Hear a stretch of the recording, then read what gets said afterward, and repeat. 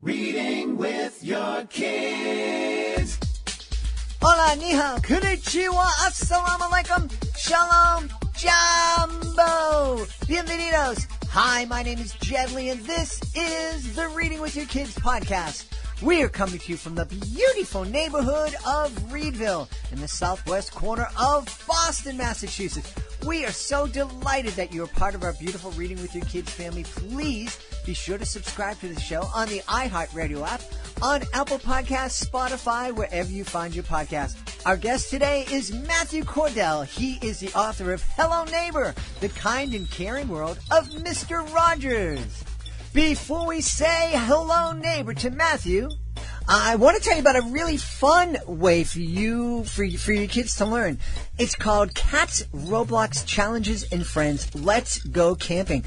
This is a virtual camp that is offered by our friend Kat Blount. Kat Blount is a wonderful children's author. She has been featured here on the podcast in the past, and she wants to invite your kids to visit Camp Catawaka, where you will have fun and thrive with fellow campers in this week-long Roblox experience. Now, what Kat has done is she's using the Roblox gaming platform to develop really cool learning experiences for small groups of kids. It's secure. It's only those kids that have signed up with their parents, and the kids are aged 10 to 12 that will have access. Kat is online playing with the kids. The kids have lots of fun, and they'll also learn a number of really important life skills like communication, team building, listening and attention, management, budgeting, problem solving, critical thinking, following directions, memory recall, socialization. Socialization is so important right now, especially when kids aren't able to spend time with their friends. Check it out today. Go to outschool.com/teachers/cat-blount, BLOUNT. So that's outschool.com/teachers/cat-blount. And find out about Camp Catawaka and all the fun your kids can have. Joining us on the line right now from right outside of Chicago, he is the author of Hello Neighbor, The Kind and Caring World of Mr. Rogers. Please welcome to the show, Matthew Cordell. Matthew, how are you? Doing well. Thanks for having me today. I'm excited to have you on. It seems like Mr. Rogers is experiencing a kind of revival. Everybody, since his passing, everybody has really kind of taken a moment to sit back and reflect on just how important a figure he was in the lives of so many people. Yeah, I think so. I think one big part of that, I think, was we just recently had a 50th anniversary of the first episode. It was first aired in 1968, so just a couple of years ago. In 2018 was the 50th anniversary of the first episode of Mr. Rogers' Neighborhood. But I think also it's really has a lot to do with, there's so much negativity and dissension and sort of anger in our culture right now, and I think we're all sort of hungry and looking for people or, role models or inspiration to take us out of that, to put us in a more positive place. And I think a lot of us are either grew up with Mr. Rogers or maybe some of the older generations had children that watched Mr. Rogers, and so we're remembering his message and his way of communicating, and kind of longing for more people like that in our lives. So yeah, there's definitely been a resurgence of Mr. Rogers. It's been great to see in these last couple of years. Now it's interesting. I think a lot of people, they think of Mr. Rogers, and he was this very, very kind, uber kind person, and and the show was so gentle and inviting and comforting. But it's interesting that the show was born in a very tumultuous time, 1968. We're in a very tumultuous time right now with civil unrest and the pandemic. It was a lot similar. 1968 was very similar in that way. We had the anti-war protest and civil rights protests, and so it was an interesting time. Did Mr. Rogers create the show in answer to that unrest? That's a good question. I'm not exactly sure about that, but I know that he was not afraid to address certain issues that came about in those times. I know that I believe it was the assassination of Bobby Kennedy. He actually did address that on the program, and they talked about how that affected families, and actually spoke directly to the idea of an assassination of someone. And I think it must have been. I think it must have been. He had been in television since he was young himself, so he had been sort of ramping up to creating his own program. So it wasn't sort of like an overnight idea, it wasn't sort of a response, I think, but I think he was the type of person who wanted to dig deep with children, and he wanted to explore and address all of their emotions. And you're right, that definitely was a tumultuous time, and in the 60s, mid to late 60s, and I think it was a good time and place for it to start, for sure. Mm-hmm. Yeah. Tell us something about Mr. Rogers. And I don't expect that there's going to be any kind of a scandal, because I think that Mr. Rogers that we saw on TV seems to be the person that he was behind the scenes. But is there something that you discovered about Mr. Rogers in your research that we may not have known about? Yeah, there's so much public information about him. He's being a public person, a person in the public eye. There's just so much, and he was just such a beloved person that there's so much information that's out there. And he was such an open person too, that he wasn't terribly guarded, and there wasn't a whole lot of secrets to uncover, I feel like, but just things that I learned that I wasn't personally aware of. One of the things I loved to learn about him was that, I had always assumed he was sort of, socially sort of a conservative, reserved person. But he had this terrific sense of humor. And he loved to laugh at anything, so it didn't have to be this sort of squeaky clean humor. He was surrounded by artists and, union camera operators and people that were sort of rough around the edges at times. And, so these are people that, might have a more, a darker sense of humor or sometimes, a bluer sense of humor.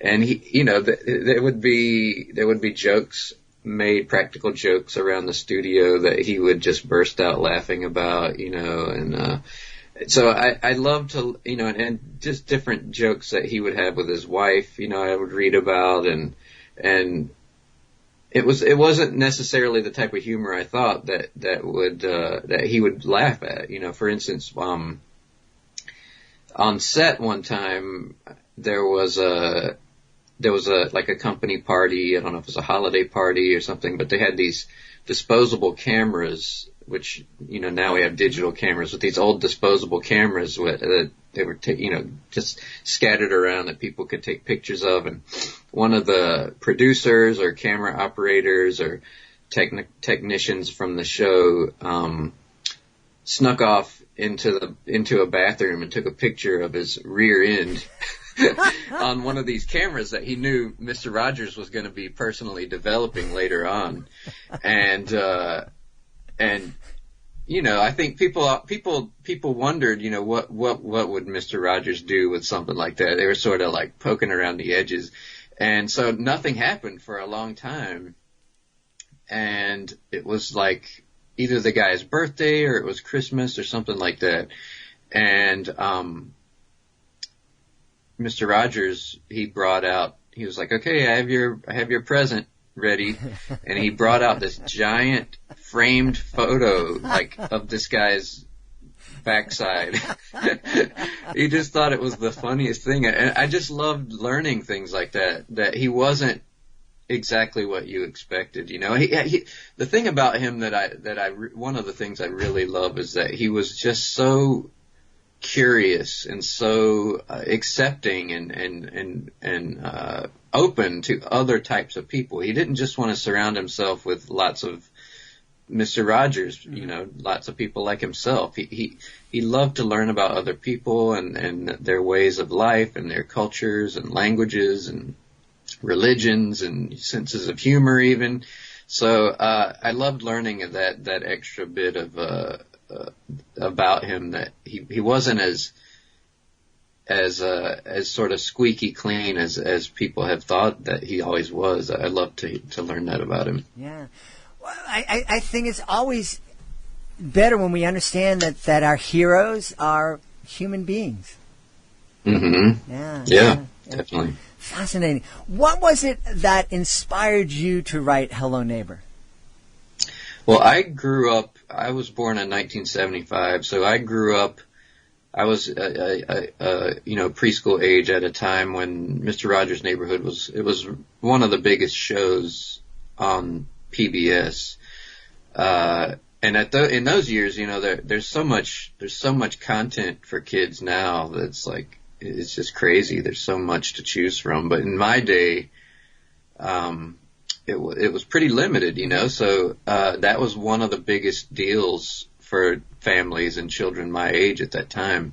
So it was a big deal for me growing up. And then as I got older, you know, I'm an illustrator and an author, and as I continued to study art and go to college for art, and I wasn't really thinking about Mr. Rogers as much in my life anymore. But when I became a dad in my 30s, I was watching, my daughter, you know, was old enough to watch television. We were watching PBS in the mornings and sometimes in the afternoons, and we had the TV on one afternoon, and I don't think either one of us were really watching what was on, but I heard from the other room, I heard the opening song of Mr. Rogers' Neighborhood. Uh-huh. And it just I was like, wow, it just really shot me back to my childhood. You know, it was this big nostalgic wave of emotions, and we sat down on the couch and watched it, and it was really fascinating to watch it again, because it had a lot of emotions of just remembering what I was like as a child and remembering what the television program was like. But then I saw it through sort of the lens of a parent now. Instead of being a child, I was watching it sort of on the other side of the audience, you know, and it was just, it blew me away how grounded he is and how like Zen-like he is, and how deep he would really go with the things he spoke about. You know, he was very whimsical, but he was also he wanted to speak to children about things of real substance, you know, and it also really moved me how sincere he was. You know, I feel like children's television, you know, a lot of it now is really fast, and it's really, in some ways it has sort of this sarcastic way. I think all of life is has these slices of cynicism and irony, and you know, it just moves really quickly. It has sort of you know, it's just a very different approach. And to see something that was so genuinely sincere and kind and loving, it really moved me, and surprised me. So I started to read about him, because I wasn't sure, I never really knew anything about him as a real person, you know. And as as I continued to research, whether it be through books or documentaries or just watching more interviews and television, just the television program, I realized he was exactly like he was on the television program, which, again, that is so unreal, for somebody to be just like the character that they play, and it wasn't even a character at that point, It was also fascinating to me, and I felt like it was he was and is a presence that we all really need right now, So I knew at that moment that being a person that makes books for children, I wanted to bring his story to today's audience in children's literature, because at that time, he wasn't really,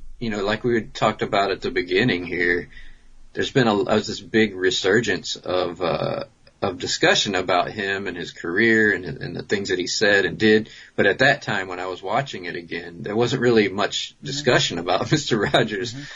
And I did and I poked around and I realized there hadn't really been a well-crafted, picture book biography about Mr. Rogers, which I was really astonished to learn. So all of that together really made me want to do everything I could to make this book a reality. Yeah. You bring up so much. When I was 11 when the show debuted. I kind of grew up with the Three Stooges, which probably explains a lot about me. But I was definitely aware of Mr. Rogers at the time. I had a younger sibling, and so I would watch the show with my younger brother. It was interesting that just a few years after Mr. Rogers debuted, Sesame Street debuted, which was totally different, where Mr. Rogers was slow and methodical and would kind of dive deep into a subject. Then you went, and oftentimes they were, Mr. Rogers was on, followed by Sesame Street. And Sesame Street was just this, strobe lights, we're here, we're there, we're there, we're there, and just, craziness. What about that? Was that kind of, I don't, do you know how he looked at that style of television, and was he a fan of it? Did he have a problem with it? Yeah, no, I think he didn't watch much television, which is interesting. But he was a fan of anyone and anything that advocated for children, that moved forward and looked out for children and was in their best interests. And Sesame Street is 100% that. It's a different style for sure. And that was their whole thing, was that they broke everything up into these little, almost like commercials, they were like little commercial length segments, and with animation and puppetry and all kinds of stuff like that. And it was pretty quick, yeah. But it wasn't his style of presentation, but he was he was definitely a big fan of Sesame Street. And, in fact, Big Bird was on his program at least once, and I'm pretty sure he was on Sesame Street as well. And so it was just a mutual admiration on both parts. But anything that he didn't watch a whole lot of television, and part of it was that the reason he created his program and wanted to get into television was because he felt like it was this sort of abrasive, over-the-top platform that was really negative and not doing. It wasn't. It was a great way to connect with people, but he felt like there wasn't that not many people were using it in a positive way. So that's how he got into it. But yes, he was certainly a fan of Sesame Street and pretty much anything and anyone that was loving and protective and looking out for children, for sure. Yeah, you mentioned being an advocate for kids and being loving. There's so much media out there that's targeting kids. Now, my kids are older, but I know when my kids were younger, I was really disappointed with a lot of the media that was out there that was really targeting kids, because it seemed like, there was that sarcasm that you were talking about and the cynicism. There was, the parent in almost every kid targeted show or cartoon or sitcom, that the parents are dopes if they're there at all, and I had a big problem with that. I didn't want my kids experiencing that. I'm wondering, do you think, we have this resurgence and this rediscovery of Mr. Rogers and who he was and the impact he's had? Do you think that there's a new Mr. Rogers out there, or do you think that at this time in history that Mr. Rogers couldn't be made if he, that if he was trying to get the show on the air right now, that they'd just pass on him? Yeah, that's a good question. I mean, I feel like he was certainly an individual, and he always talked about how special that was. At the end of every program, he would touch on, how every person is valued and every person is unique, and that's one of the most important things that we can ever know about ourselves. And but I always found I loved how he said that about everyone else, because he was one of the most unique individuals I feel like that we've ever known. Just so grounded, so centered, and selfless, and it's almost it's impossible, I think, to find another person like that. I feel like we really need more people like that, but it's difficult to even look for someone similar like that. But I do think, it's a good question. I think it would be hard to get a program like his made, but I think it was probably in some ways difficult in his day. I think I can't see how it wouldn't be. When you think about what was probably marketed towards children, westerns, like cowboy shows and, space, just really fast and at times, violent, I guess, but, I think, I don't think we'd necessarily need the exact sort of thing, but I think it would be, I would love to see something that was just, more, just calmer at times. And I think I'm not like super well versed into what's going on in terms of like children's television right now, like especially the younger end, because my kids are getting a little older now too. But I think there's a especially on PBS still there's a lot of great television that still reaches out to children. I think there's definitely a lot of things that I feel like we're trying to get our kids to watch that they're not ready for yet, because like I said, there's so much content so there's so many different channels now that we have to be more selective of what's right for the right age. But, I think we do long for someone like Mr. Rogers, and I certainly am always sort of looking for something or someone out there that sincerity, whether it be in books or television or movies. I look for that as well, because I do get turned off by things that are overly negative or, things that are ironic or cynical that I feel like especially our younger children don't often even understand. They don't really pick up on the subtleties of that side of personality. So, yeah. Yeah. Interesting. There's been a lot of parodies made, and most of them in good-natured. What was his thought? Did he have any thoughts about some of the parodies that went up? Yeah, I think from what I understand, he, for the most part, took it in stride, and just realized, that that it was mostly sort of a nod to how much of an impact he had on our culture.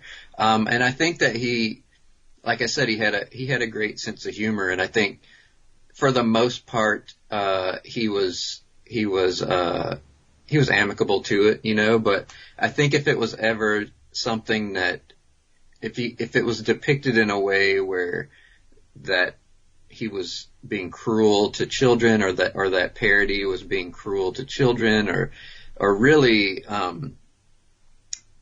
was on a very dark side, he did not like that. And I know for the most part, he wasn't, put off by it, but I know there was one thing that, he didn't care for advertising. And that was one of the big reasons why he was on PBS, because he didn't want to sell to children. He didn't want them to be these consumers, and, he didn't want to be a part of that whole machine. And I think it was like a fast food restaurant, maybe Burger King, that basically took his image and maybe even had like a name that was very similar, and there was an ad campaign, and they were basically saying like, Mr. Rogers, and it was like, he really did not like that, and they had to take it down. They had to cease and desist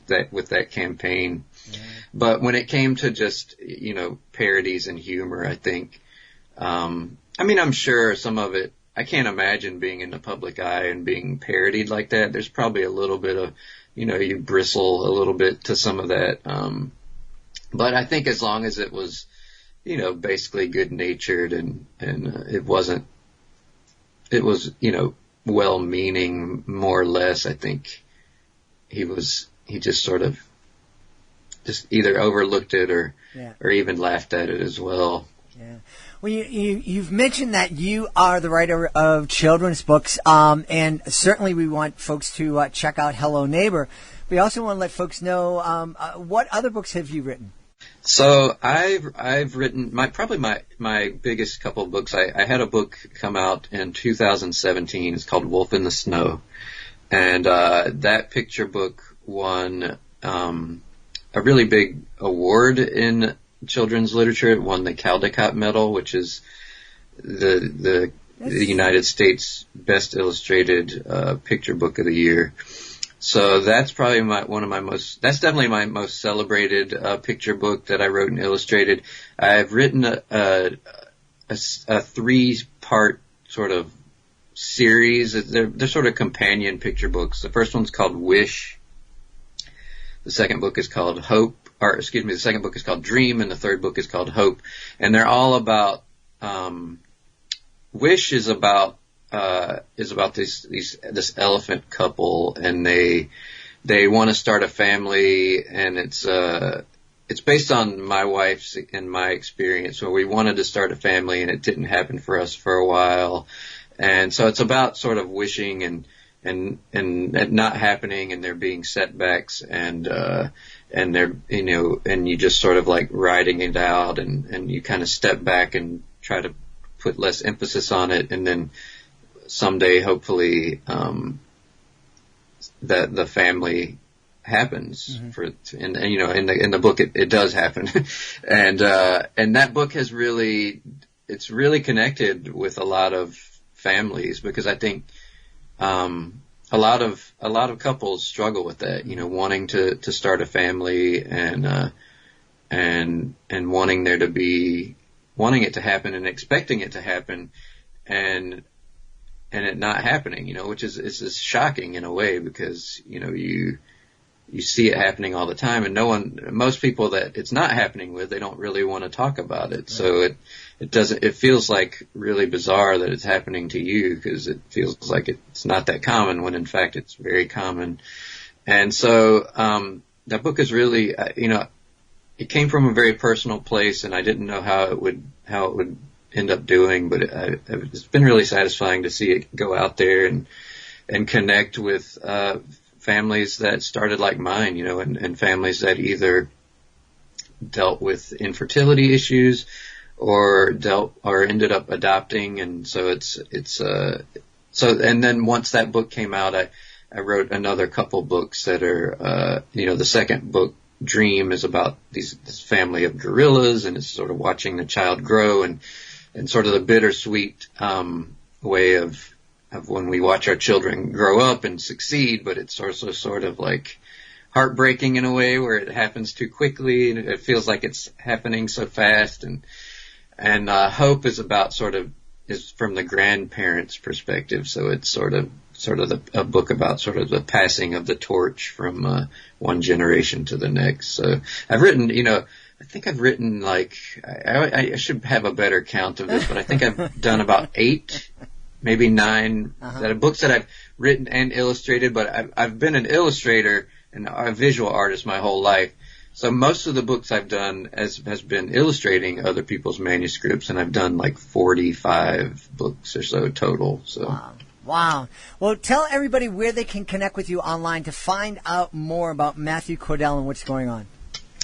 So I have a website that is in long need of updating, MatthewCordell.com.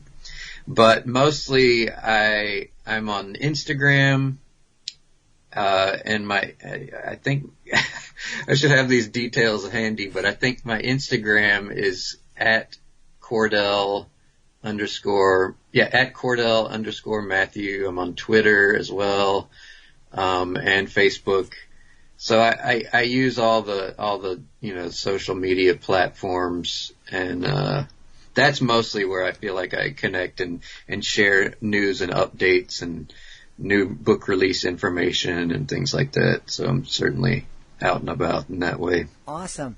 We've had a really fun time speaking to the author of Hello Neighbor, The Kind and Caring World of Mr. Rogers. His name is Matthew Cordell. Matthew, thanks so much for taking this time to be with us today. Oh, you're welcome. My pleasure. Thanks for having me. Please be sure to join us for the next edition of the Reading with Your Kids podcast. Our guest will be Mary Morgan Ketchel. She is the author of Camilla Can Vote. That's the next episode of the Reading with Your Kids podcast. I want to thank the folks who made today's show so very wonderful. Of course, I want to thank our guest, Matthew Cordell. Be sure to check out Hello Neighbor. Also want to thank my incredible team, starting with my producer, Fatima Khan, my awesome author ambassador, Peggy Cotto, my amazing daughter, Alejandra. Of course, I want to thank my beautiful wife for all the support she gives me. I want to thank Augie the doggy for having my back here in the studio, but most of all, I want to thank you. Thank you so much for taking the time to join us today, and as always, thank you so very much for taking the time to make the world a better place by reading with your kids. I'll be looking for you on the next edition of the Reading with Your Kids podcast.